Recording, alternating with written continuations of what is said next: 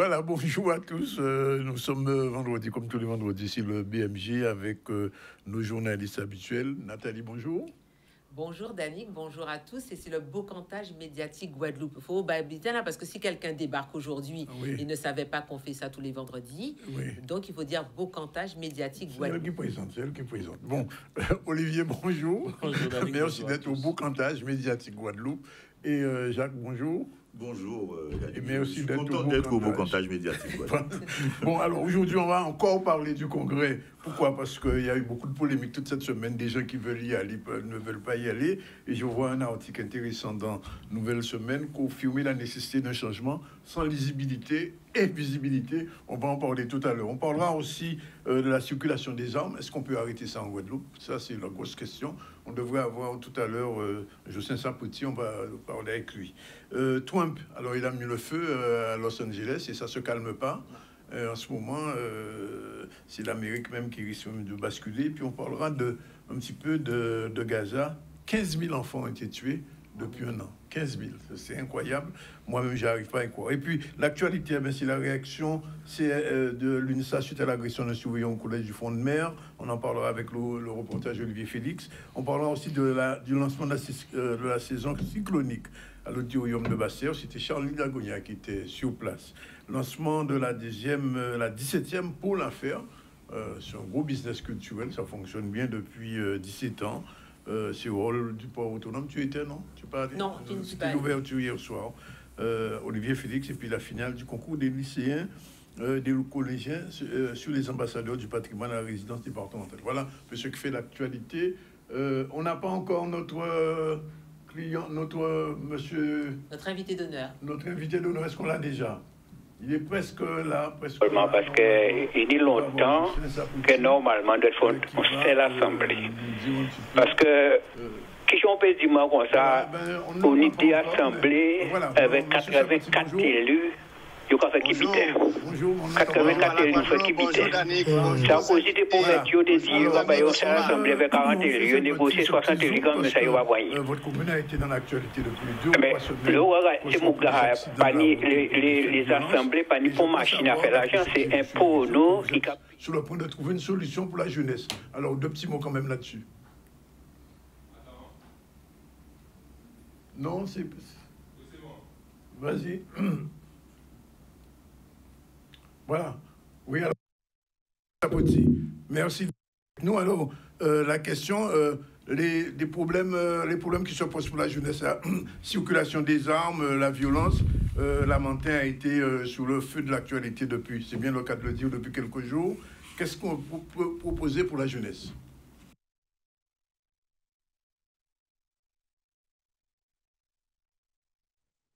J'ai l'impression que vous ne m'entendez pas. Voilà. Je disais que je viens de finir 2 belles réunions ce matin. Et hier soir, on avait un conseil municipal où on a travaillé sur la question et depuis quelques temps, bien sûr, on réfléchit sur cette question-là. L'actualité est venue bousculer les choses. Alors, ce qu'il faut dire, c'est que la question de la jeunesse, c'est de 3 ordres, en ce qui me concerne. Le premier, c'est qu'on a une jeunesse qui est désinhibée aujourd'hui sur les valeurs, sur la peur de la mort, l'utilisation des armes n'importe comment. Et cette question-là est une question existentielle, identitaire. Et nous devons aujourd'hui répondre à cette question-là avec la culture guadeloupéenne, avec nos traditions, avec nos parents, avec... l'Église, avec les prêtres, avec les associations, avec les partis politiques et avec les parents principalement. Donc nous avons tout un travail que nous faisons ici pour donner du sens à la vie, parce que si cette jeunesse-là part ainsi dans l'utilisation des armes, la drogue, c'est parce qu'il y a un rêve qui est un rêve, je peux déconnecter de la réalité. Il y a un comportement des jeunes déconnectés de la réalité. Et puis, il y a tellement d'attirance à travers ce qui se passe à l'étranger, ceux qui voient la télévision, etc., qui sont déconnectés de leur pays même, déconnectés du monde réel, de la Guadeloupe, etc. Donc, il faut faire un travail sur ça, qui est un travail culturel, qui est un travail sociétal fondamental. Deuxièmement, il y a un travail sûr, pour insérer les jeunes. Pour insérer les jeunes dans le monde du travail, dans le monde associatif ou autre. Donc ce travail-là, si on le fait, contrairement à ce qu'on peut croire, ce n'est pas forcément le plus difficile parce qu'on arrive à intégrer environ, je le dis à la matin, environ 40 jeunes par an dans des dispositifs qui sont des dispositifs d'intégration. Donc, ce travail-là se fait régulièrement, mais ne peut se faire qu'avec les jeunes qui veulent être intégrés. Donc, intégrer un jeune, ça ne veut pas dire forcément lui trouver un travail, mais ça peut être le mettre dans un circuit, déjà pour une formation, ou trouver un travail. Bon, moi, je donne comme exemple souvent qu'il y a une vingtaine de jeunes chaque année dans le cadre des contrats civiques que j'arrive à intégrer dans le monde professionnel jusqu'à 80%, 70%. Et puis, il y a la troisième catégorie. C'est là la petite. J'entends ce que vous dites, mais j'entends aussi ces jeunes qui se sont plaints sur l'antenne de Guadeloupe la Première, par exemple, quand il y a eu la présence de Père Dénissi à leur rencontre. Je les entends dire que oui, on ne peut se reposer sur personne, on attendait le maire. Bon, évidemment, les gens, ils attendent le maire pour tout, donc je ne vous jette pas la pierre, mais c'est sûr qu'il y a des dispositifs qui existent. Et pourquoi autant de jeunes lamantinois, en ce moment, sont un peu dans la rue, ne sont pas dans un circuit scolaire normal, sont aussi dans des établissements fermés, hein, des établissements du département, voilà. Donc j'entends ce que vous dites, mais eux, ont-ils l'information? Ils ont besoin d'adultes sur lesquels se reposer. Ça, je ne l'entends pas, puisqu'on a des parents, des parrains, des marraines, des tatis, des tontons et des voisins. Mais voilà, pourquoi l'information n'arrive pas jusqu'à eux sur tous ces dispositifs que vous mettez en place pour eux? C'est une bonne question. Premièrement, le jeune que j'ai entendu ce matin, j'ai reconnu sa voix. C'est un jeune que j'ai reçu. Le jeune qui, malheureusement, a perdu sa vie, c'est un jeune que j'ai convoqué 4 fois, qui n'est jamais venu. Nous avons un dispositif à la Mantin, qui est un dispositif qui a un relais au sein de l'éducation nationale. Tout jeune décrocheur est convoqué à la mairie, dans le cadre, bien sûr, de ce qu'on appelle la cellule de tranquillité et de cohésion sociale. Tout jeune qui décroche. Il y en a qui acceptent les solutions qu'on leur propose, qui acceptent des solutions, je pourrais dire même adaptées à leur situation. Il y en a qui ont choisi la rue, madame. Il y en a qui ont choisi l'économie du crime, madame. C'est leur choix, c'est la troisième catégorie. Il faut qu'on soit conscient de ça en Guadeloupe. Il y a des jeunes que je reçois qui sont gentils devant moi, dans le cadre de cette cellule. Et, attendez, je continue. Dans le cadre de cette cellule, je les reçois. D'accord? Qui sont gentils devant moi, avec leurs parents. On prend des dispositions. Je me promène le soir dans la cité. Ces mêmes jeunes à qui on a dit, à 20h, 21h ou plus tard, rentrez chez vous, rentrez chez vos parents, étudiez, allez à l'école, etc. Je les retrouve. Et c'est pas bien qu'ils raconté moi, c'est bien que moi-même en vive. Je les retrouve à 22h, 23h dans la cité, avec d'autres, soit mettre le feu dans des poubelles, à faire toutes sortes de qualités de bitin qui. Sauf ça nous dit que nous fait là. Il ne faut pas se faire d'illusions. À partir du moment où la cellule familiale ne joue pas son rôle, à pas ni mère, ni à rien d'autre qui peut remplacer ça. Celle bitin qui est passé, si la cellule familiale ne joue pas son rôle, c'est que soit cimetière ou la geôle. Il faut nous dire la vérité. Justin Chapoutier, avant de vous quitter, juste un dernier petit mot. J'ai cru comprendre hier sur RCI ou Guadeloupe Première, je ne me souviens plus. Vous avez dit que vous n'irez pas au Congrès. Pourquoi? Alors, je n'irai pas au Congrès. Parce que je pense que la collectivité unique, comme on nous la présente là, est un échec. Je suis un autonomiste guadeloupéen et je le revendique. Et je veux une autonomie pour mon pays qui soit une autonomie réelle pour le pays réel. Ce qu'on est en train de faire là, c'est fermer la Guadeloupe dans le statu quo, et peut-être pour bien longtemps. Écoutez bien ce que je vous dis. Parce qu'on va créer une mastodonte administrative qui sera une inertie politique et on n'avancera sur aucun dossier réel, en profondeur pour transformer le pays. Et on va s'enfermer pendant des années à faire des ajustements administratifs, à savoir comment on organise une collectivité unique sur des compétences qui sont des compétences actuelles du statu quo, sans avancer sur les compétences réelles qui permettraient que la Guadeloupe soit dans la différenciation par rapport à l'Hexagone. Le vrai combat, c'est aujourd'hui, par exemple, monter une foncière. Pourquoi aujourd'hui on ne monte pas une foncière? Pour permettre que les terres de la Guadeloupe, le foncier de la Guadeloupe, reste entre les mains des Guadeloupéens. Ça, c'est un combat réel. On n'a pas besoin de collectivité unique pour monter une foncière avec les collectivités territoriales et les capitaux guadeloupéens. Voilà un projet qui est un projet de différenciation et voilà un projet qui nous permettrait, nous, sans aller dans grands débats, etc., et sans monter de projets politiciens au service de politiciens, de défendre les intérêts de la Guadeloupe et des terres guadeloupéennes. Moi, je suis dans un combat pratique et pragmatique qui donne à la Guadeloupe des compétences. Et ces compétences-là, il faut les acquérir pas à pas, petit à petit, dossier sur dossier, mais de manière sérieuse, sans demander à l'État français l'argent. Parce que ce qu'on demande l'argent, c'est celui qui paye décide. Pour nous, ça organiser le pays. Merci, pas de questions, messieurs. Non, ça va. Bien. Merci, Joseph Sapoti, pour cette intervention. Et Kembe Fort. C'est un plaisir pour qu'on y est là. Merci beaucoup. On revient à notre boucantage. Alors, je vous pose la question. Sous le congrès, vous avez entendu la position de Justin Sapoti, c'est pas le seul. Le MEDEF, le CMPGE, etc., ils ont refusé aussi. Enfin, ils disent qu'ils n'ont pas été invités. Alors, moi, je ne comprends pas parce que le conseil départemental dit que depuis 2020, ils sont associés à tout ce qui se passe. Alors, l'invitation, il faut faire une invitation au coup par coup, mais c'est une invitation générale. Elle s'est perdue avec l'IA, peut-être, cette invitation. Maintenant, vous savez, on commande tout. Non, on en a parlé la semaine dernière, oui. Blague à part, il y avait juste un ou deux communiqués pour dire qu'on n'assistait pas, dont le PS. Oui. Là, maintenant, le monde économique se tout le monde économique a signé un grand communiqué disant qu'ils n'assistent pas, qu'ils n'ont pas été invités, alors qu'ils sont quand même associés au débat. Enfin, pour moi, depuis le dernier congrès, oui. J'ai écouté justement Georges Calixte hier soir qui décortiquait un peu et qui comparait tout ce qui va être mis en place ou en tout cas proposé lors du congrès mardi, les débats qui vont, les orientations des différents débats. Je me dis que est-ce que pratiquer la politique de la chaise vide, c'est bénéfique? Oui, vous avez des choses à dire.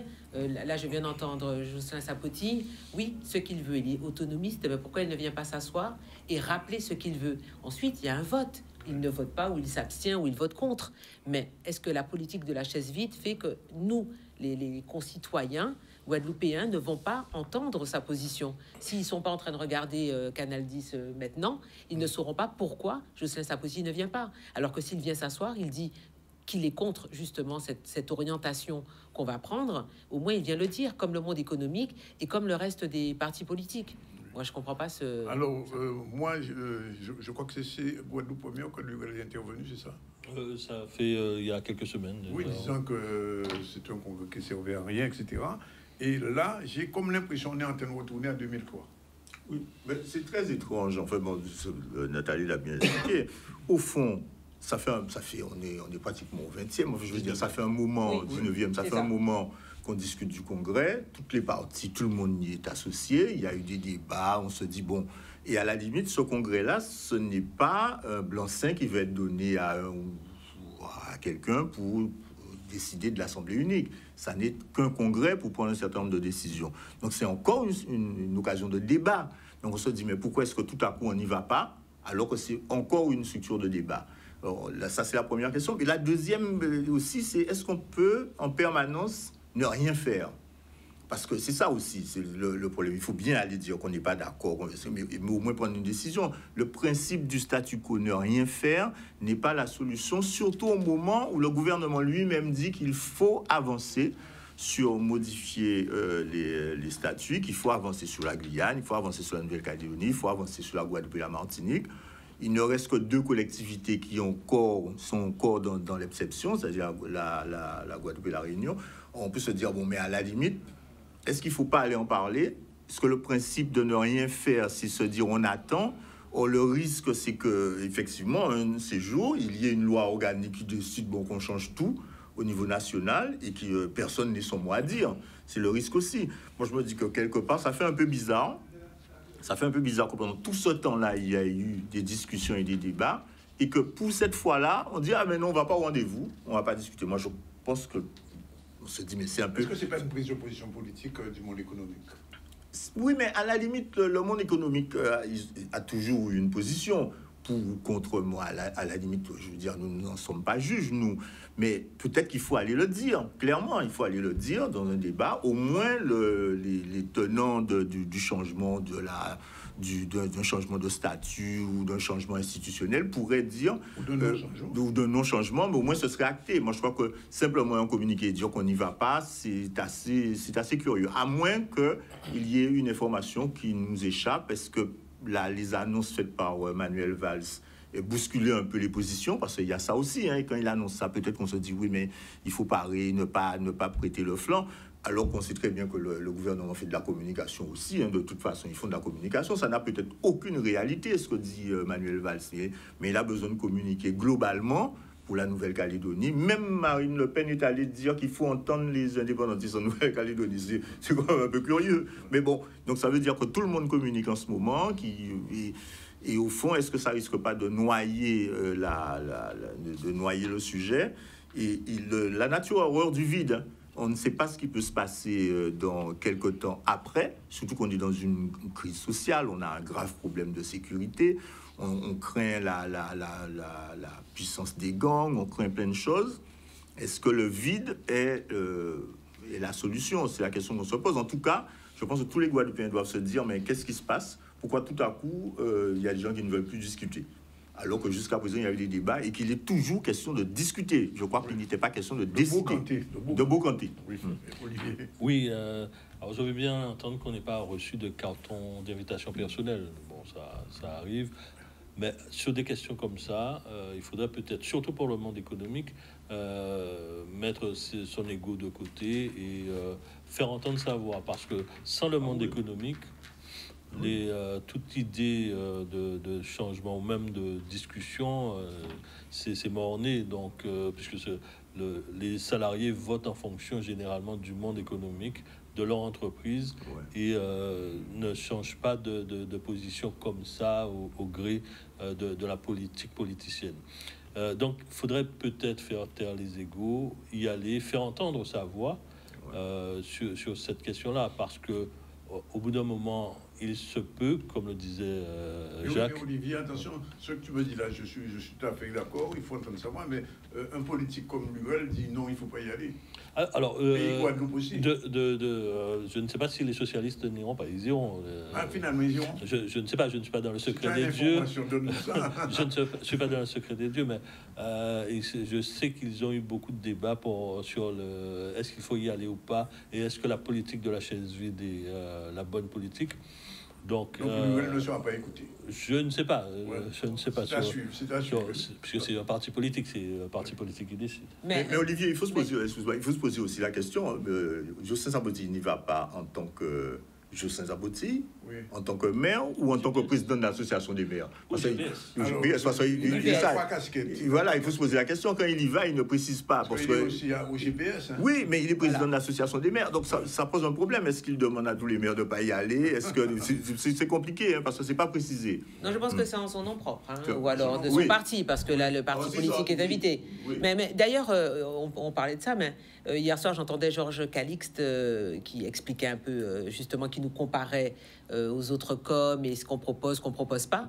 Mais il disait que peut-être que 20 ans après, ou en tout cas 19e congrès après, est-ce que le congrès ne devrait pas être économique et pas politique, et que ce soit le monde économique qui l'organise à ce moment-là et invite les politiques à s'asseoir et à écouter. Donc, est-ce qu'il ne faut pas inverser la tendance pour que ça ait un peu plus de succès? Je ne sais pas. Ça, c'est déjà fait. C'était quand? Alors, c'était pas un congrès économique. C'était pas un congrès économique, c'était un congrès sur l'insécurité. C'était sous Victorien Lurel. Oui, et en plus, non, mais Nathalie l'a bien précisé tout à l'heure, là, ça peut pas être la politique de la chaise vide. Effectivement, le monde économique pourrait très bien proposer, effectivement, une série de débats ou un congrès ou quelque chose. Parce que c'est vrai que la question, Olivier le rappelait, la question, elle est économique.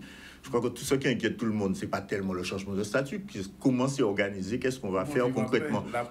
Voilà. Donc les organisations patronales pourraient aussi... Et ont déjà proposé aussi des choses. Proposent un projet et le mettre sur la table, s'organisent aussi entre elles et proposent ce projet. La question. Oui. La semaine prochaine, après le congrès, on va mardi, en tout cas mardi, comme disait Olivier, on verra qui a annoncé qu'il ne serait pas là et qui sera là. Oui. Donc, votre première sur en direct. En tout cas, oui. Et sur Internet. C'est prévu que tu seras là-bas, de toute manière. Je crains que oui. Moi aussi, je crains que oui. Le premier, j'y étais déjà. Le premier, vous imaginez, il y a déjà plus de 20 ans, puisqu'il y en a eu 2-3 ans, il n'y a pas eu. Il y aura beaucoup de monde en tout cas pour voir qui vient.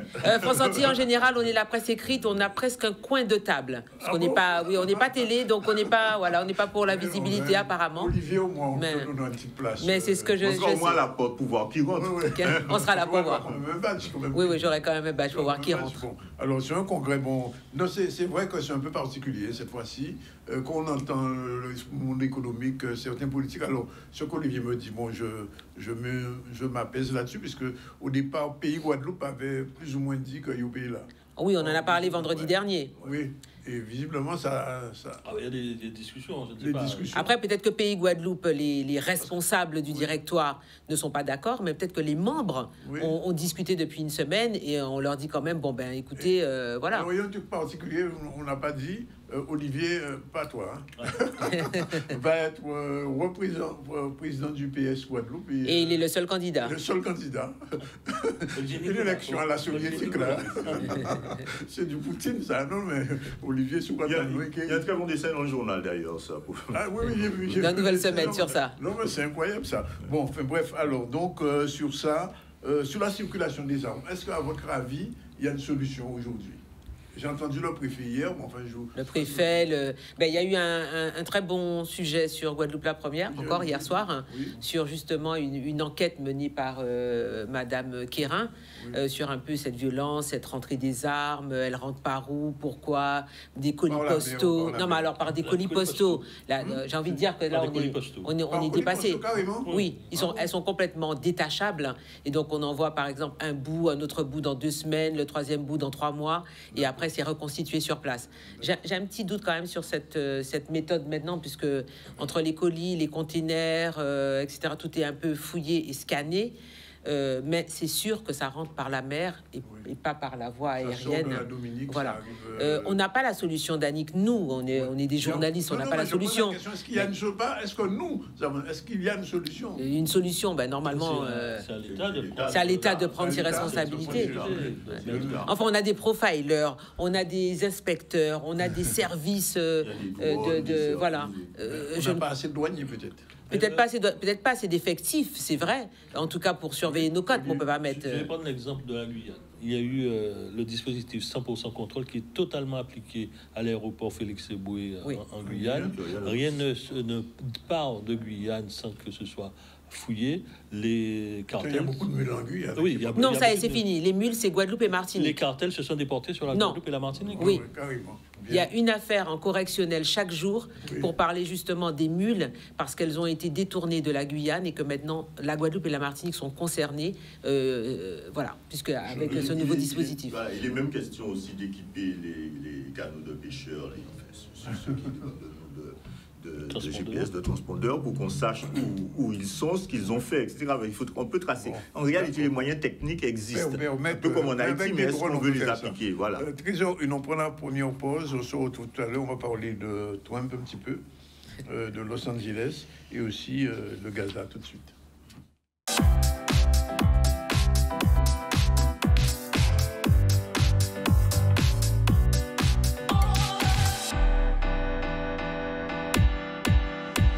Voilà, c'est le BMG, le boucantage médiatique. Merci Nathalie de me le rappeler. Deuxième partie. On commence par la revue de presse, mais avant quand même, un petit focus quand même sur Harry Noyer, quand même, qui est parti. Ah, oui. Ah oui, c'est une... Comme on voit dans Nouvelle Semaine, Harry Noyer a passé définitivement le relais. Oui, mais... Le relais du Filao. Le relais du Filao.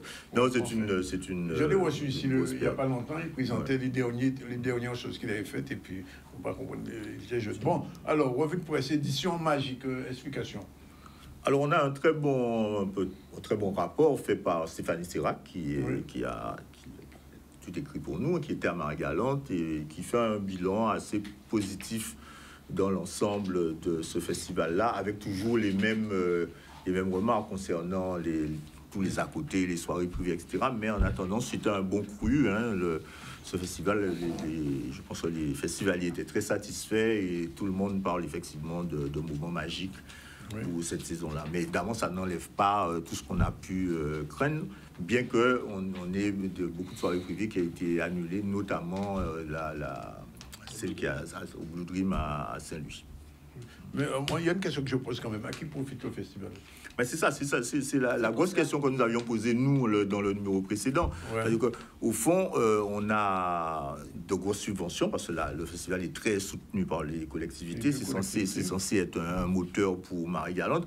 Mais on se rend compte que... Il est déficitaire. Voilà, il est déficitaire, mais globalement, il coûte de plus en plus cher, parce qu'il y a certainement des choix pour organiser d'artistes, pour organiser l'événementiel, qui ne sont peut-être pas les plus pertinents, et puis surtout on a vu le glissement aussi vers d'autres événements qui se passent à côté et qui en fait du off, voilà, qui draine une bonne partie des spectateurs et qui surtout draine aussi beaucoup de produits qui viennent directement de Guadeloupe, qui ne profitent pas forcément aux commerçants de Marie-Galante. Donc il y a certainement des réajustements à faire, à la fois certainement sur les plateaux d'artistes qui sont invités, mais aussi sur l'organisation. Est-ce qu'il faut tout faire en même temps? Parce que c'est déjà magique d'aller à Marie-Galante, parce qu'il faut à tout prix organiser toute une série de choses qui créent plus des économies que d'avantages, je ne sais pas. Alors, qu'est-ce qui est magique? Je pense, c'est ça, je pense que le lieu, je crois que le Murat, c'est magique. Ah oui, certains plateaux sont magiques. Je crois que mais chaque année, on titre justement c'est magique.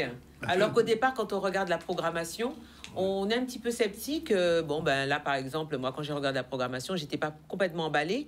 Et finalement, quand mes journalistes sont revenus de Terre de Blues, ils ont dit que c'était magnifique. Je crois que c'est l'ambiance et l'ambiance qui règne. Voilà. Et cette ambiance où les gens se mélangent, parlent, c'est intergénérationnel. On va du grand-père au petit-enfant. On est assis là, on met son plaid, ses chaises et on est ensemble. Je crois que ça recrée justement les liens familiaux, les traditions. C'est que quand il y a le festival à Marie-Galante, c'est tout Marie-Galante qui est en festival.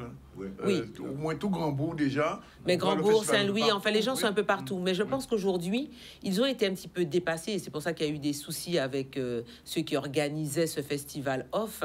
Parce que trop de soirées à côté. Il y a de grosses soirées. Non, mais de grosses soirées, et puis qui sont payantes. Et où alors il faut consommer. Donc on préfère finalement pas payer un billet pour aller regarder le festival. Donc il est aussi déficitaire parce qu'il y a peut-être moins d'entrées. Mais aussi parce que on va à Marie-Galante, on va s'amuser, on est entre copains, en famille. Ah oui, mais il y a non seulement ça, mais comme a rappelé Jacques, il y a eu cette soirée à l'hôtel Blue Dream qui a été annulée. Et regardez les suites. Là maintenant, l'hôtel a fermé les parties communes et ceux qui ont encore réservé peuvent venir. Mais voilà. La suite des journaux. Alors, après Nouvelle Semaine, j'imagine c'est Fonsantine, je ne sais pas, je parie. Alors, on retient l'information? Oui. Alors, Fonsantine. Ah ben oui, c'est la fête des pères dimanche. Donc, comme on reproche souvent... Ça existe vraiment, la fête des pères. Voilà, comme on reproche souvent qu'on en fait trop, ou alors très pour les mamans, et pas pour les pères, on a décidé vraiment de penser à chérir ceux qui vous aiment. Et on a un très beau témoignage d'un père qui élève seul ses 2 enfants parce que la mère est décédée il y a 2 ans et qui raconte son quotidien et qu'il joue les mamans et les papas parce qu'on disait souvent que les mamans, quand elles sont séparées ou que les pères ne sont plus là ou ne prennent pas leurs responsabilités, jouent les 2 rôles. Et ben lui, il explique qu'il est dans les 2 cas. Il joue papa et maman, surtout pour les câlins parce qu'ils sont encore petits. Et puis voilà, les cadeaux à faire et à ne pas faire. Et vous verrez aussi du côté culturel, on a interrogé Mado Monsieur Mado du département. En tant que père sur aussi cette fête des pères. Donc vous avez un dossier quand même 3-4 pages sur ça. On a aussi évidemment offrir plus qu'un cadeau, d'accord. Offrir plus qu'un cadeau, offrir un moment, offrir une attention. On demande pas, bien sûr, les gens disent que c'est commercial et qu'il faut que la fête des pères c'est tous les jours. Non, c'est pas vrai. Ni la fête des mères, ni la fête des grands-mères, ni Noël, ni le jour de l'an. C'est une fête commerciale comme la fête des mères. Je dirais pas que la fête des mères, c'est commercial. Oui, on a une attention pour sa maman tous les jours, mais il y a peut-être plus de choses à offrir aux femmes. Oui. Vous savez, nous, on a plus de vêtements que vous, plus de chaussures, plus de parfums, plus on va se faire les pieds, on va se faire des manicures. On a plus, c'est vrai, de choses attractives pour les femmes. Mais les hommes, vous pouvez rentrer dans la danse et aller vous faire un hair spa, aller vous faire masser les pieds, aller chez le podologue, hein, n'est-ce pas, Jacques Dancal, aller se faire une manicure et passer un moment avec vos enfants, aller à la plage et lire leurs poèmes. C'est une attention. Et ce jour-là, on le marque. C'est tout. Alors, c'est la fête des pères sans impair. Sans impair. Voilà. Bon, c'est dit. Donc voilà, c'est notre une d'aujourd'hui, mais on rappelle aussi, hein, on a parlé des armes à feu et de cette. On parle aussi de cette violence qui est de plus en plus chez les mineurs armés. On en parle dans un excellent papier de Richard Garnier, notre fait diversier, et puis sans compter toutes nos locales. Et vous verrez aussi, accompagné quand même de la poule art fer. Hein. Je ne sais pas si vous l'avez, la une du mag de ce vendredi. Mais nous avons en une la poule art fer dont on a parlé tout à l'heure. Et Jacques l'a précisé, c'est un événement. Oui, c'est un événement, je l'ai. Voilà. Pardon. Magique hier soir. Ouais. Il y avait un monde fou, c'était magique. Ce matin, il y avait Jacques est invité, moi j'étais pas invité. Il y avait 700 enfants ce matin. Donc voilà, pour la vous auriez dû m'en parler. C'est vraiment un événement. C'est quand même un événement qui a sa place depuis près d'une vingtaine d'années. C'est la 17e édition, mais depuis peut-être une vingtaine d'années.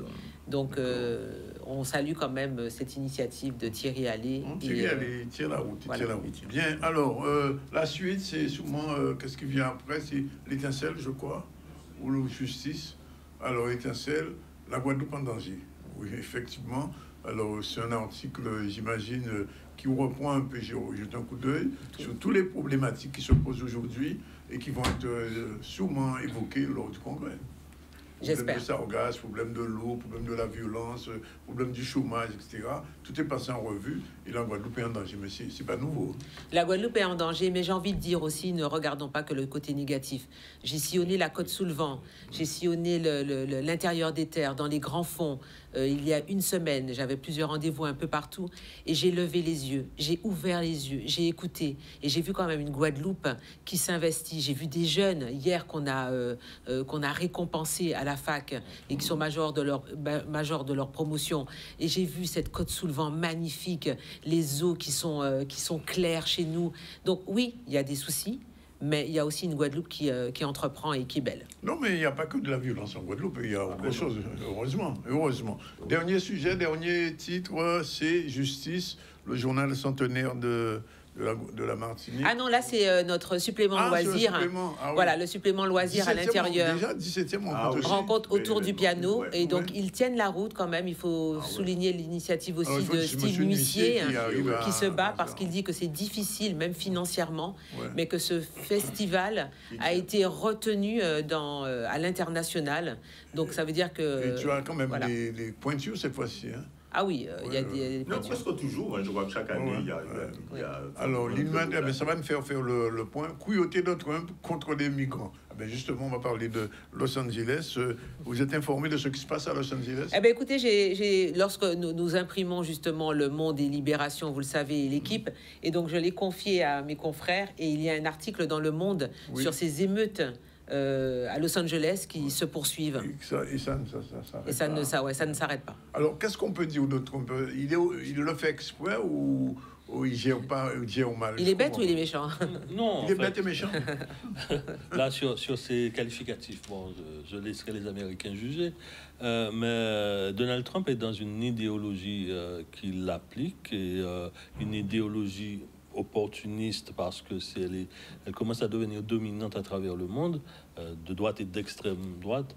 Donc il est dans cette logique-là et l'application de ces mesures, d'envoyer la garde républicaine contre les émeutiers entre guillemets américains.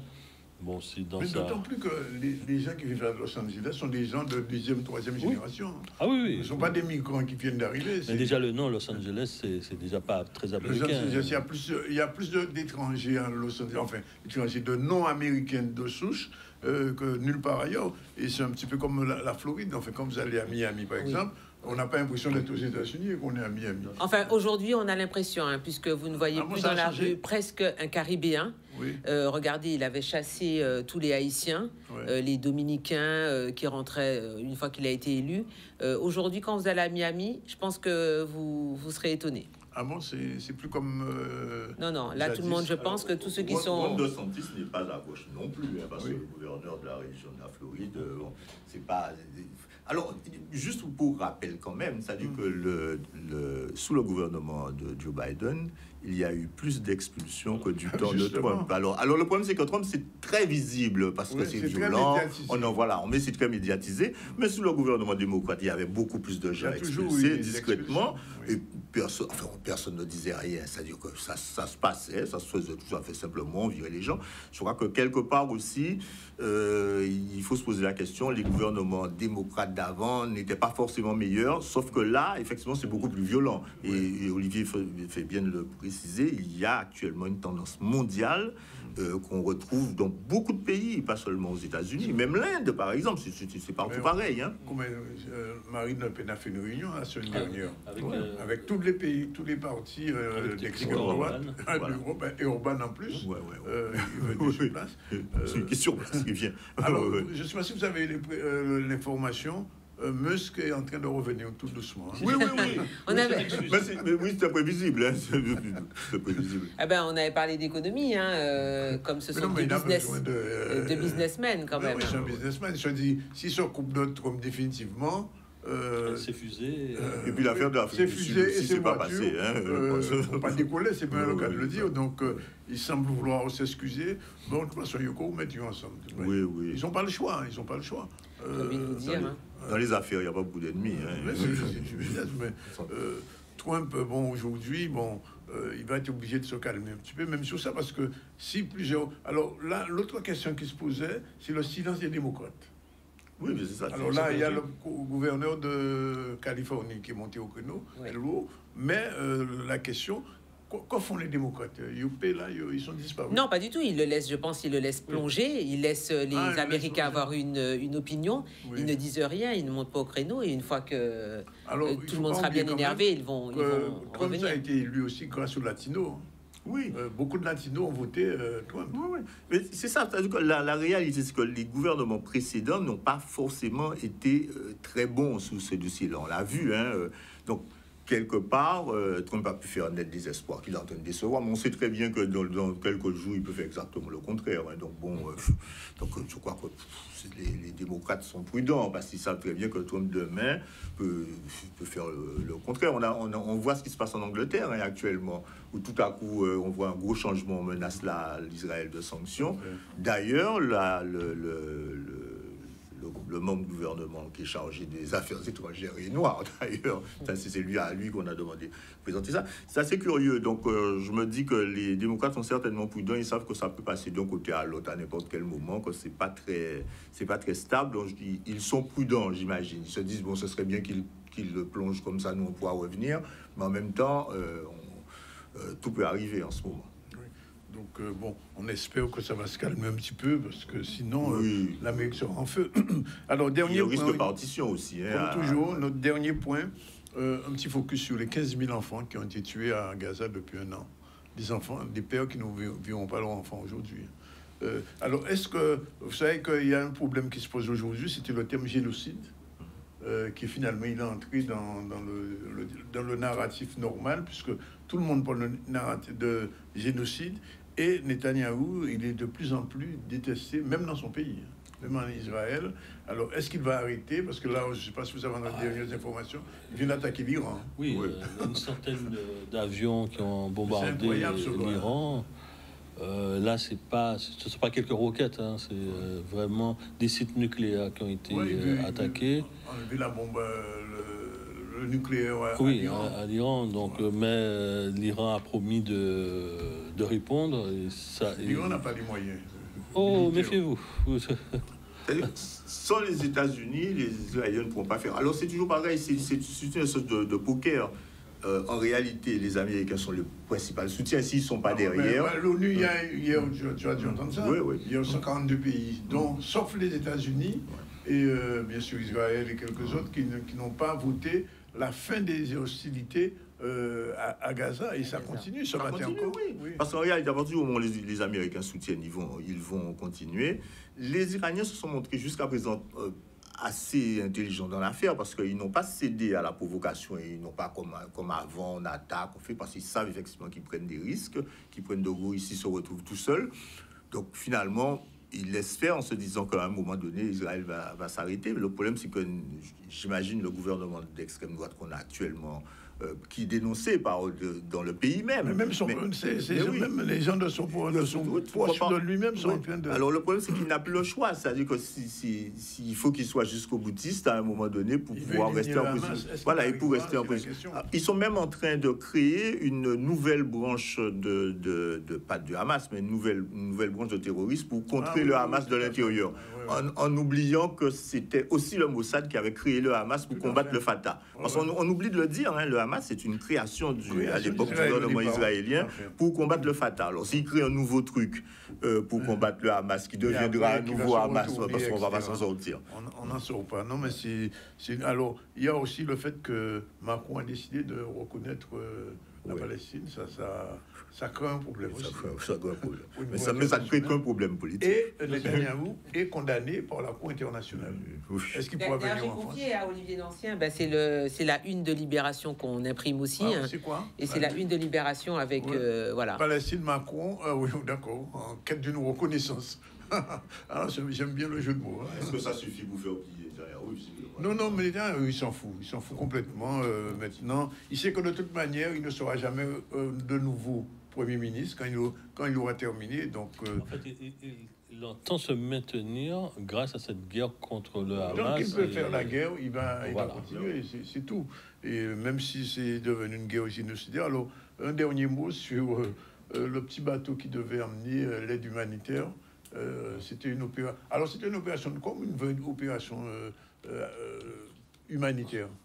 Ou les deux à la fois? Les deux à la fois, parce que de toute façon, vu la taille du bateau, ça ne pouvait pas être une grosse opération humanitaire. Il y avait une portée symbolique très forte, de toute façon. Donc, ils savaient très bien qu'ils auraient été arrêtés. Alors, peut-être que les Israéliens auraient été, peut-être cette fois-ci, été intelligents de les laisser rentrer et faire ce qu'ils avaient à faire, et puis les laisser repartir. Ça n'était pas une opération dangereuse. Mais ça aurait été une porte ouverte. Mais ils ont rajouté une nouvelle couche dans tout ce qu'on peut leur reprocher. Donc, et finalement... En tout cas, Mélenchon a bien exploité ça. Voilà, les organisateurs ont bien exploité, ils ont raison. Bien, messieurs, madame, il est 26. Je vais vous faire voir quand même le premier sujet, parce qu'il y a eu quelque chose de similaire en France. Réaction de l'UNSA suite à l'agression d'un surveillant au collège du Front de Mer. C'est un sujet d'Olivier Félix, on regarde. Je vois ce qui s'est passé dans l'Hexagone. Effectivement, je suis très inquiet. Pourquoi? Parce que ça peut aussi nous arriver. La preuve, nous avons un assistant d'éducation qui a été agressé. Il a reçu un coup de roche sur la tête. Heureusement, il est en vie. Il a repris le travail, mais il faut savoir qu'il est affecté. On est à la limite du traumatisme, puisque vous allez travailler, vous faites agresser sur votre lieu de travail, et surtout, c'est qu'il n'a eu aucun soutien. C'est ça que je dénonce, c'est ce que nous dénonçons au SENSA Guadeloupe. Il n'a pas été entendu par la commission de rappel, et donc, comme je le dis, l'enfant a été réintégré, et nous trouvons ça dommage, en fait, que l'assistant d'éducation, dont les états de service sont irréprochables, soit, lui, invisibilisé par cette situation.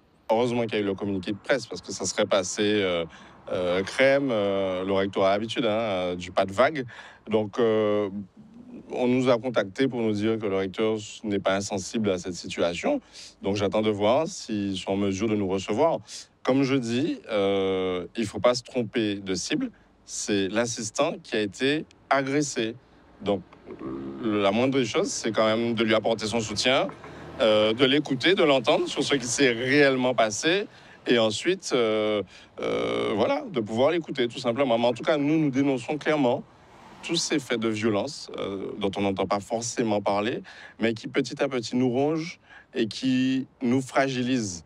Parce que finalement, certains élèves, devant la situation, se diront bon, finalement, je peux me permettre, puisqu'au final, je continue encore à aller en cours. Voilà. Voilà, ça s'est passé donc au Front de Mer et il y a eu un cas très grave en France. Une surveillante. Mais pour les mêmes raisons. Donc, on a quelqu'un qui n'a aucun niveau de formation pour régler les problèmes de sécurité, de fouiller les sacs. Il peut vous arriver n'importe quoi parce que vous n'avez pas la réponse appropriée. Moi, je crois que quelque part, on a ce problème. Est-ce qu'il faut former les agents en charge de ça ou est-ce qu'il faut prendre des agents de sécurité? Il faut se demander mais ça ne peut pas être demandé à un simple surveillant d'aller fouiller dans des sacs. Il peut lui arriver n'importe quoi. Et le pire, ce qui s'est passé en France, où la surveillante a été tuée, les gendarmes étaient là. Ce jour-là. Ils étaient là, moi, j'arrive pas à comprendre. J'étais là, présent. Et il lui a donné combien 8, 7 coups de couteau. Ouais, 7 ou 8 coups de couteau. Donc, moi, j'arrive pas à comprendre, ils sont à 2 mètres. En même temps, j'ai envie de vous dire la situation en Guadeloupe pour ce collège Front de Mer. Le rectorat a quand même un service juridique, je me dis, compétent. Comment on réintègre cet enfant? Comment ça se passe, où il y a un appel, où les parents ont un avocat, se présentent.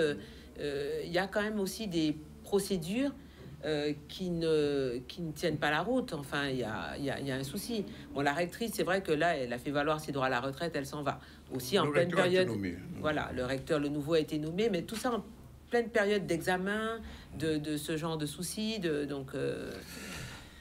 Je trouve quand même que la gestion, la violence, elle est à l'extérieur. Donc, à l'école, bien sûr qu'elle rentre. On a vu ça avec le collège de Petit-Bourg aussi.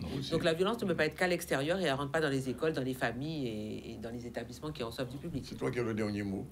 Saluer merci beaucoup. Merci beaucoup, d'Alexandronis, de nous avoir reçus encore ce vendredi. Il reste encore trois émissions avant. Il reste 3 émissions. Il va falloir que je m'organise. Je vais demander la permission. Je vais demander la permission pour venir. Merci Olivier. Merci. Merci Jacques. Mais merci de nous avoir qui est arrivé à l'heure cette fois-ci. Ah oui. Il faut le souligner. Je l'ai appelé. Là, il faut dire bon. Non, mais je l'ai appelé. Ah, c'est toi. Oh là là. Bon, voilà, très heureux. Quand on prend la dernière pause, on se retrouve tout à l'heure avec nos prochains invités, Manixia Ortiteka et l'artiste musicienne. Tu connais? C'est Yana. C'est Naya. Non, celle qui vient pour. Oui, vient tout à l'heure présenter son dernier disque. Tu vas la prendre, elle doit être dans les couloirs. Très bien. Tout à l'heure. Nous la saluerons. La pause.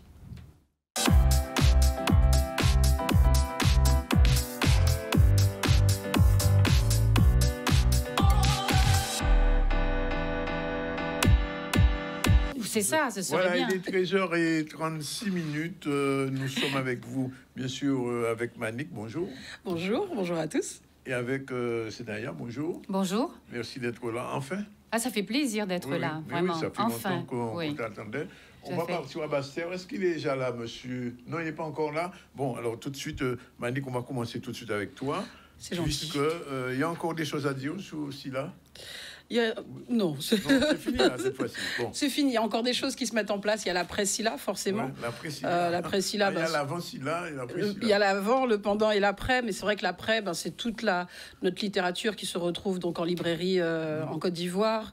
Ce sont des partenariats qui sont en train de se dessiner, se peaufiner avec les régions invitées d'honneur l'année prochaine, puisque on a Spotify. Spotify. Alors, c'est signé. C'est signé, nos livres basculent déjà dessus. Sur mon portable, hein. Eh ben écoute, tu tapes juste en tapant le mot Caraïbes, tu trouves déjà une quinzaine de nos ouvrages. D'accord. Donc ce mot-clé-là, il nous appartient. Générique, s'il te plaît, de...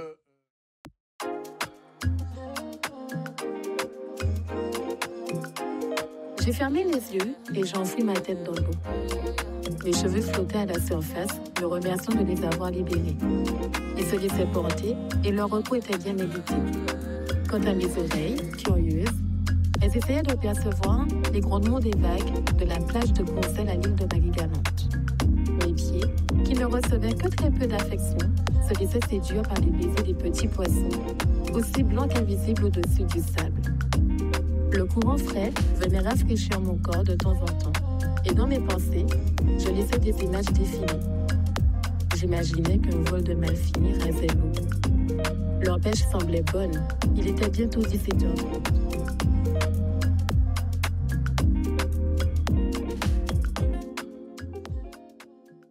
Bien, on va recevoir M. Boyau dans un instant, mais pour l'heure, on va quand même parler de cette littérature caribéenne qui est sur le 3. C'est ça, la littérature caribéenne. Donc, comme je l'avais annoncé, hein, c'est-à-dire qu'en novembre, en tout cas, Spotify lançait une grande communication en disant qu'ils avaient signé avec des grandes maisons d'édition françaises et qu'il était hors de question que je sois hors de cette grande famille. Oui, j'imagine, oui. Et donc, voilà, maintenant, depuis 3 semaines, on travaille très très dur pour que nos ouvrages soient sur la plateforme, sachant qu'il y a un découpage particulier, puisque sur Spotify, c'est un découpage en chapitres, ce que nous ne faisions pas sur notre propre application. Donc ça nous demande de réécouter tous nos audiobooks précédents. Combien il y aura d'audiobooks sur Eh ben, les 140 vont basculer dessus. Oui, bien sûr. Et ceux qui sont en cours d'enregistrement. En français comme en créole. En français comme en créole et quelques annonces qui viendront en cours, oui. Bon, ok. Non, mais c'est une bonne chose, ça. 149 ouvrages. Bon. Alors, on va voir 2 vidéos, c'est ça? Tout à fait. Alors, 2 petites vidéos de... Allez voir.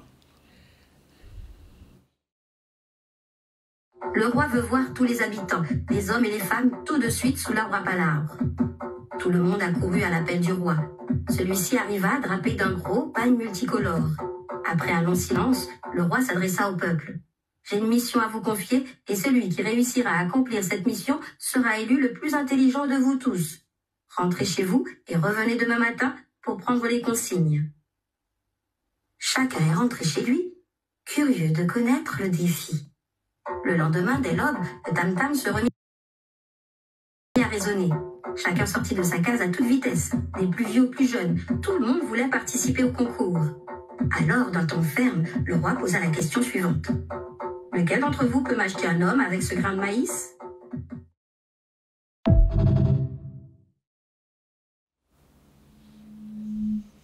Deuxième, oui. Vous, et revenez demain matin pour prendre les consignes.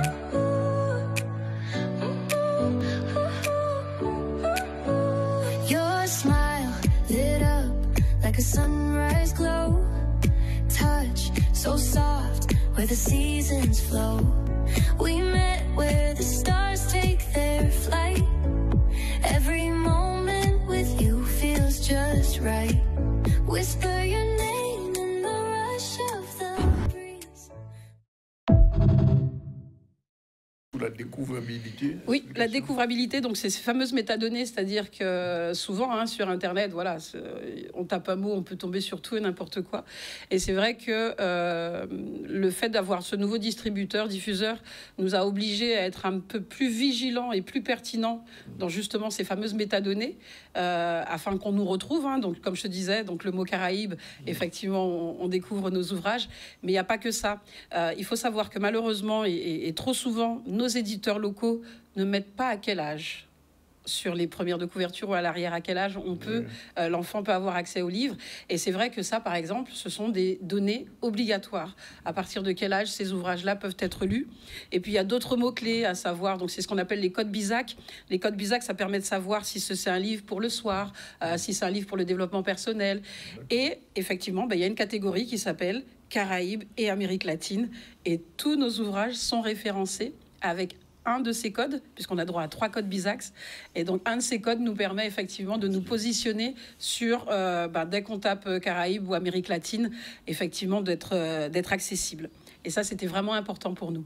Bien. On te retrouve dans un instant. Oui. On va rapidement à Basse-Terre retrouver M. Boyau, parce qu'il y a quelque chose qui se passe au niveau de la Biguine à Basse-Terre, puisque le samedi, le vendredi, c'est le jour des sorties. Alex Boyau, bonsoir. Bonjour. Oui. Bonjour Danick. Est-ce que vous m'entendez? On ne le voit pas encore, mais on va le voir. Voilà. Alors, bonjour. Bonjour. Merci d'être avec nous. Qu'est-ce qui se passe à Basse-Terre ce vendredi? Il y a du lourd. Il y a du lourd à Basse-Terre ce vendredi, avec le concert Begin de Jean-Max Mirval, qui sera bien entouré d'ailleurs d'Éric Delblon, Charles Nègre, Didier Juste, Sandra Saint-Charles, pardon. Jean-Charles. Dis-moi, oui, ce soir, à partir de 20h, eh bien, on attend toute la Guadeloupe. On a voulu que la Guadeloupe, que la Begin fasse escale à Basse-Terre, c'est chose faite. J'avais rencontré Jean-Max au mois de décembre, hein, juste avant Noël.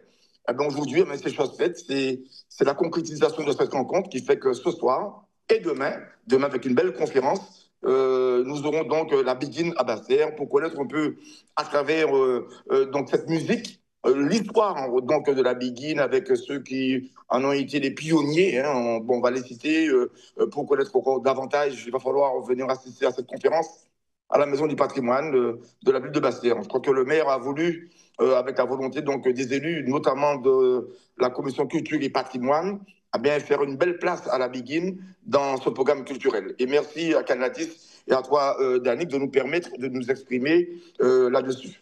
C'est un dernier mot, mais je crois qu'aussi Basse-Terre, aujourd'hui, c'est la fête des pères aussi. Je crois qu'il y a une grande, une grande mobilisation aussi. Oui, et c'est vrai qu'on parle, et c'est très bien de le souligner, on parle beaucoup des mamans. J'ai entendu tout à l'heure dans ton émission, justement, on en a parlé. C'est vrai, on a tendance à faire moins de bruit, mais c'est grâce au papa qu'il y a les mamans, il ne faut pas l'oublier.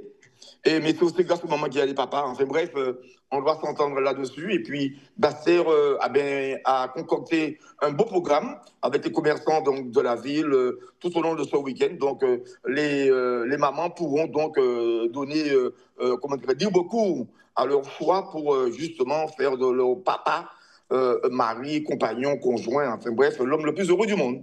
Ok, ben merci Alex. Et puis, bon Begin. Alors, je t'attends de toute manière. Tu seras avec nous. Je t'attends. Je t'attends. Pas de problème. Merci beaucoup. Oui, ok. Alors, Monique, on était à... Il y a une troisième vidéo. Pendant que je parle, non? Il y aura trois vidéos, oui, tout à fait. C'est-à-dire que, oui, on va voir les changements que ça amène. Justement. Tout à fait. Vas-y, c'est parti. I am going to tell you the story of a one-of-a-kind princess. Indeed, this princess was so pretty that all the young men wanted to marry her. But that was true until they arrived to the castle. For sure, the castle was very beautiful and very big with lots of rooms, but a horrible smell came out of it. A horrible smell of smelly feet. Vive l'intelligence artificielle. Bah oui, c'est-à-dire qu'on avait déjà commencé avec notre générique. Et là, alors je n'ai pas renvoyé mon infographiste. J'avais posé la question. C'est important parce qu'il a son regard. C'est un métier qui est aujourd'hui en borderline. Hein? Non, pas du tout. Le Kidam n'a pas le regard de l'infographiste. On n'a pas ce regard artistique, en fait. Il nous faut bien quelqu'un qui a... Il faut l'humain. Bah, il faut bien l'humain. Il faut bien l'humain dans ce qu'on veut, dans la réalisation, dans le fait de dire que, bon, bah, là, on est sur un ouvrage jeunesse, il nous faut peut-être un visuel cartoon, etc. Ça, c'est pas moi qui vais l'inventer. Hein. Oui. Moi, mon boulot, c'est être éditrice de livres audio. Oui. Je vais pas inventer les images. Donc, non, j'ai pas renvoyé mon infographiste. Mais effectivement, aujourd'hui, oui, nous traversons une ère où l'intelligence artificielle est là, sans en avoir peur, avec un usage raisonné et intelligent. Oui. C'est possible effectivement de travailler avec. Et on verra progressivement sur notre application et sur notre page de promotion de nos livres audio. Et j'oublie pas le petit... comment tu appelles ça? Tu me l'as montré la dernière fois, avec le QR code dessus. Le QR code. Ah, le porte-clés. Oui. Le T-Mobile Parole, oui. Bah, il y a ça aussi. C'est-à-dire que, encore aujourd'hui, les choses évoluent. Je crois que c'est soit on reste en arrière et on se dit que bon, ben, on reste dans notre fonctionnement et que le monde il continue à avancer. Mais ça, c'est plus possible. Oui. C'est plus possible. C'est-à-dire que, encore une fois, sur cet échiquier mondial de la littérature caribéenne, nous avons notre mot à dire et de jolis mots. Il faut le dire avec force. Il faut le dire avec force, tout à fait. En tout cas. Merci. On passe tout de suite à Sinaya qui est là, Soul Créole. Alors, Sinaya, c'est une artiste guadeloupéenne, mais qui vit à l'étranger depuis combien de temps déjà? Oh, ça va faire au moins plus de 30 ans maintenant. 30 ans, oui, tout à fait. Et je vis à Montréal, pas en France. Oui, à Montréal. Non, parce que tout à l'heure, vous avez dit... Oui, j'ai dit ça, bon. C'est un lapsus non révélateur. Oui, parce que bientôt, il va à Montréal. Oui, c'est ça. C'est ce que j'ai appris. J'ai peur de m'engager, mais enfin, bref. Alors, je pose la question. En novembre, quel est le temps qu'il fait à Montréal? Novembre, c'est un temps... Enfin, ça dépend de quel point de vue, mais en fait, pour moi, c'est un temps doux. Oui. On parle à quelqu'un qui vit. Un temps d'automne. Oui, un temps d'automne. Et c'est beau, Montréal en novembre. C'est beau? Oui, je vous encourage. Oui, tout à fait. Vrai que, je vous encourage. Alors, Soul Creole, c'est sorti il y a quelque temps, cet album, puisque c'est sorti en 2023, exactement. Oui. Mais c'est tout nouveau, en fait. Oui. Voilà, puisque c'est le dernier. La Guadeloupe, c'est nouveau. C'est nouveau pour la Guadeloupe. Voilà, c'est pour ça que je suis là. Comment ça se passe à Montréal musicalement? Montréal, c'est une... je pense que j'ai bien mis mes... comment dirais-je? J'ai bien planté mes racines. Oui. Voilà. Donc, on sait qui est Senaya, en tout cas. Une chose qui est sûre. Spécialement dans la musique, voilà. Oui, tout à fait. Alors, comment ça se passe? Ça se passe bien. Oui, ça se passe bien. Il y a beaucoup d'Antillais, enfin de Caribéens, je ne dis même pas d'Antillais, de Caribéens là-bas. Il y a des Caribéens, il y a des Guadeloupéens, la communauté haïtienne est beaucoup plus importante, mais quand même, il y a aussi une population antillaise, guadeloupéenne, martiniquaise, guyanaise, qui est bien là. Et il y a d'ailleurs des associations qui sont créées, voilà. Alors, quand par exemple un album comme ça sort, et après il y a des showcases, quel est le public? Uniquement des Montréalais ou bien il y a un public mixte? Personnellement, moi j'arrive à drainer, j'ai envie de dire, à attirer autant un public. Le public montréalais est un public très spécial. Hein. C'est un public dans le sens que c'est un public qui est très diversifié. Voilà, c'est ça. Donc, il y a un peu toutes les cultures, toutes les langues qui sont là. Bien sûr, le français est primé, voilà, est en avant. Le créole, c'est un challenge de toutes les manières. Quel que soit l'endroit où on chantait en créole, c'est un défi quand même. C'est une affirmation aussi que de chanter en créole. Parce que généralement, on voudrait que vous chantiez en anglais ou en français. Hein, on est d'accord. Quand c'est chanté en créole, ils n'écoutent pas? Non, au contraire, ils adorent. Mais quand même, au niveau de l'industrie musicale, c'est un challenge. On vous fait remarquer que vous chantez en créole quand même. Voilà, c'est ça. Mais moi, c'est un choix que j'ai fait. Je suis artiste indépendante, hein, il faut savoir. Donc, tu sais. C'est le premier album? Alors, c'est pas le premier album. Oui, je pose la question. Non, c'est pas la première fois que tu viens. C'est pas la première fois que je viens. Hein. Oui. Non, c'est pas la première. Je suis venue il y a très longtemps, effectivement. Oui. Tu as oublié, en fait. C'est ça, en fait. Mais je suis content de tu m'as oublié. Mais non, tu m'as oublié. Je suis content de te revoir. Oui, merci beaucoup. Merci de m'inviter à ton émission. Non, ça, c'est le deuxième album. Mais il y a un espace de 18 ans entre le premier et le deuxième. C'est ça qui est magnifique. Voilà, donc là, c'est le deuxième album.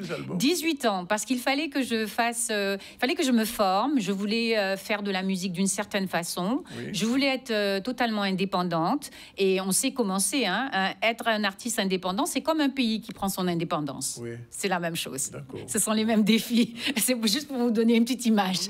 Donc, partant de là, il fallait se structurer. C'est ton clip, voilà. Oui, tout à fait. Alors, on va écouter un petit extrait de Allez, voilà, quand même. Oui. C'est parti. J'espère, oui. Allez voyer. Allez voyer Limière. Allez voyer Limière. Oui, et ça a été fait ici. À Trois-Rivières. Ah, je me souviens. Hein? Là, ça me revient. Bon, oh là là. C'est vrai, ça me revient. Allez, musique, que j'entends un peu.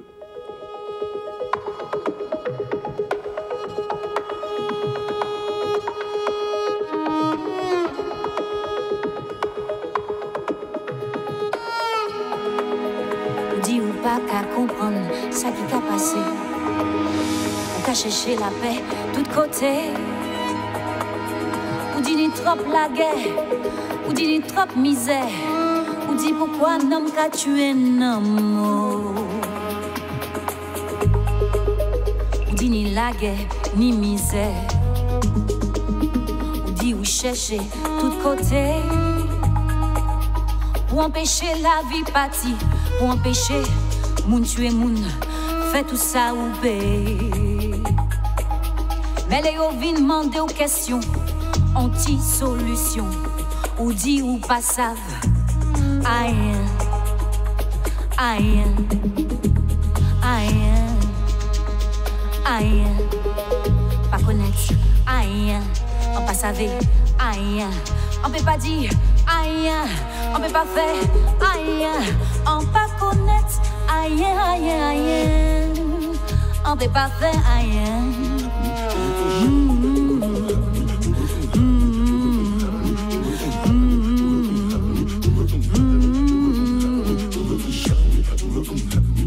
Pas qu'à comprendre ça qui a passé, ou qu'à chercher avec ou côté.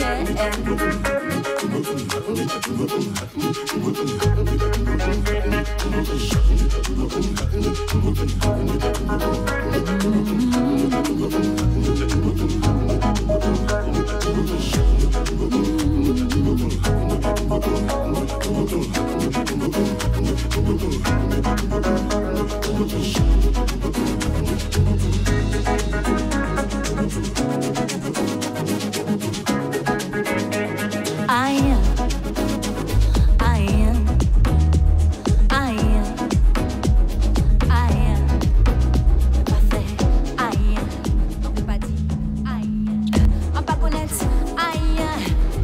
Oui, hein. Oui, c'est-à-dire qu'on avait commencé à faire ce clip au moment où je suis venue à ton émission. On avait commencé, j'étais venue avec une équipe canadienne. Je suis très très fière de ce clip-là. Pour plusieurs. Au Canada, comment ils reçoivent ça? Mais ils adorent. En fait, c'est leur morceau préféré. Ah. Oui. Autant même des journalistes, autant... Non, parce que au fond, la musique, c'est une langue. Hein. Il ne faut pas oublier ça. Ça hein. Le problème, ce sont juste les esprits fermés qui ne comprennent pas que la musique est une langue. Et donc, indépendamment de l'anglais, du français, de l'espagnol, de tout ce que vous voulez comme langue, du créole, c'est avant tout des émotions, ce sont des énergies. Mais le problème qui se passe, c'est qu'il y a des gens qui sont un peu comme ça, là. Ah, voilà, exactement. Et non, ce morceau-là a été très, très bien reçu. Et d'ailleurs, c'est le morceau préféré, parce que c'est original aussi. Je remercie d'ailleurs Serge Popote, qui est le co-réalisateur sur cet album. Il y a aussi la famille Geoffroy, hein, monsieur René Geoffroy et son fils, Jonathan Geoffroy. Il y a de belles personnes qui ont participé à cet album en entier, et en plus à cette chanson plus particulièrement. Voilà. Bon, alors, Made in Guadeloupe. Made in Guadeloupe, tu nous invites à Montréal. Je vous invite à Montréal. Je vous invite à... Oui, je vous invite à Montréal. Je vous invite à découvrir aussi qui est Senaya, parce que c'est important pour moi. Voilà. En cas espéré. En cas espéré, Zokevin Bois-moi. En cas espéré, Zokevin. Avec grand plaisir. Vous êtes les bienvenus. Vous êtes les bienvenus. Ok, merci d'être venu en tout cas. Ça fait plaisir. Est-ce que l'album il est en vente en Guadeloupe? Alors, l'album il est en vente en ligne. Voilà, pas physiquement. Voilà, tu as le privilège d'avoir un album physique. Voilà, c'est ça. Mais je vous invite à venir découvrir ma musique, tout simplement. J'invite tous tes auditeurs. Chaque fois que tu viens, on te pose la même question. Est-ce qu'un jour il y aura un show de Senaya ici? Mais c'est ça. Mais alors dis ça à ces gens-là qui attendent vous là. Dis yo réveillez yo, parce que dis yo réveillez yo. Tu es arrivé depuis quand? Je suis arrivée depuis le 1er juin. Tu vas à la Terre de Blues, non? Non, je suis pas allée à Terre de Blues parce que non, parce que je ne pouvais pas y aller cette fois-ci. Oui. Pas cette fois-ci. Tu as rencontré les organisateurs. Oui, je sais. Oui. Bon, les organisateurs savent où me trouver. Oui. En tout cas, merci d'être venu. Ah, ça fait plaisir. Merci de m'avoir invité. Oui, nous qu'à continuer. Et puis là, nous passons au Montréal pour préparer ça, il faut pour nous. Avec vraiment, on l'a au plaisir même. Ouais, pas hésiter, pas hésiter. Manik nous dit ça. Oui, on va échanger nos coordonnées. Oui, bien sûr, on va faire ça. Ok. Oui. Voilà, j'ai le temps de faire un dernier sujet quand même. Oui. Alors, ce sera, j'ai le choix, Poule à faire. C'est le lancement de la 17e édition de Poule à faire au Hall 4 du Port Autonome. C'était hier soir. C'était une grosse manifestation. Reportage Olivier Félix. Fierté parce que, en fait, je pense que notre peuple est beaucoup plus intéressé à l'art qu'on pourrait imaginer. Je pense qu'il faut simplement les inviter de la bonne façon et présenter les artistes. Et puis aussi, je pense qu'on a vraiment travaillé pour que tout le monde puisse avoir envie de participer à l'art contemporain d'une façon ou d'une autre, d'aider les artistes, de venir au vernissage, pour les patrons de sponsoriser, pour d'autres d'acheter, pour d'autres... je pense beaucoup, par exemple, à tous les ouvriers qui ont monté les stands et je vois dans leur comportement aussi une fierté d'être ceux qui ont participé au succès du salon. Et donc ouais, c'est bien et je suis assez content, surtout du fait qu'on puisse comme ça faire que l'art contemporain, que l'art visuel puisse participer à plusieurs niveaux de la population et du milieu, enfin du tissu socio-économique. La Poule Art Fair, c'est une histoire d'amitié, de fidélité depuis plus de 12 ans. Et donc, nous sommes ravis de tenir une nouvelle édition avec les partenaires de la Poule Art Fair. Donc, un grand bravo aux organisateurs parce que c'est une manifestation qui permet de réunir les artistes, d'exposer leurs œuvres, de montrer leur savoir-faire, d'éventuellement vendre leurs œuvres et de plus largement faire connaître au grand public la production des artistes guadeloupéens et de plus largement de la Caraïbe. On essaie par le plus possible d'être cohérent à travers nos actions parce qu'effectivement, définir une politique culturelle, c'est ne pas être hors sol par rapport aux créateurs, par rapport aux acteurs, par rapport à tout cet écosystème que l'on essaie de construire. Donc ça veut dire qu'aujourd'hui, à travers les créations hybrides, nos résidences de création artistique, nous réussissons après à avoir une résonance dans une manifestation, dans un événement comme la Poule Art, qui est l'événement incontournable en termes d'exposition, en termes de valorisation des créations, en tout cas de nos artistes. Et c'est vrai que nous, par rapport à cela, en plus des créations, nous avons décidé de financer le prix du public, le prix du conseil départemental, ici à la Poule Art 2025. Donc ce sont des actions comme ça conjointes qui donnent raison, qui donnent corps et qui fabriquent un peu un système de rhizome qui, lui, permet vraiment d'irriguer tout le réseau et d'aider d'accompagner au mieux tous ces acteurs de l'art graphique, de l'art visuel, des arts visuels en Guadeloupe. Ça fait plaisir de voir qu'il existe encore et puis qui s'étend et qui fait rayonner le travail des artistes en Guadeloupe. Et voilà, je pense que c'est une très très belle opportunité pour les artistes en Guadeloupe. Puisque en Guadeloupe, malheureusement, il n'y a pas énormément de lieux où on peut montrer le travail. Enfin, il y a quelques petites institutions ou des galeries qui poussent, mais voilà, il y a le salon de la Poule Art Fair, c'est vraiment le lieu qui attire énormément de personnes et donc je pense que c'est une belle aubaine, une belle opportunité pour les artistes. Ben voilà, c'était le reportage sur Poule Art Fair. Je vous conseille d'aller le voir. C'est jusqu'à dimanche. C'est vraiment un lieu, il faut y aller. Vraiment de belles choses à voir. Alors, je rappelle que depuis le début de l'émission, on a reçu, comme tous les vendredis, nos confrères de la presse écrite et audiovisuelle, Jacques Dancal de Nouvelle Semaine, Olivier Dancien de Guadeloupe Première et Nathalie Dinan de France Antilles. Et puis, nous avons terminé avec Senaya. Merci d'être venu encore. Et Manik Siarantika pour le Spotify. Alors, qu'est-ce que tu dis aux gens qui n'ont pas encore Spotifyé? Eh bien, qu'ils y aillent. C'est le moment. Oui, tout à fait. C'est-à-dire qu'ils peuvent taper juste le mot Caraïbes et en livre audio et nos ouvrages apparaîtront. Et il y avait une autre annonce également que je voulais faire, c'est-à-dire qu'on parle d'internationalisation. Aujourd'hui, grâce à la maison d'édition Bois-Jolant, c'est tout nouveau, les ouvrages seront traduits dans différentes langues. Voilà, nous nous spécialisons dans la traduction de nos ouvrages dans les langues du monde. Nous, il n'y a rien d'autre à ajouter. Voilà, il est 14h01, c'est la fin du Z. Un dernier mot, on remercie, comme toujours, oui, Manuel, oui, bien sûr, et aussi Yann qui était là, et avec, il est arrivé, je crois, Ivan Silla, et Ivan Silla du travail, parce qu'il faut recevoir Senaya et aussi Manik Siao. On va profiter pour faire d'une pierre deux coups. Voilà, 14h02, c'est fini. On se retrouve lundi. Merci.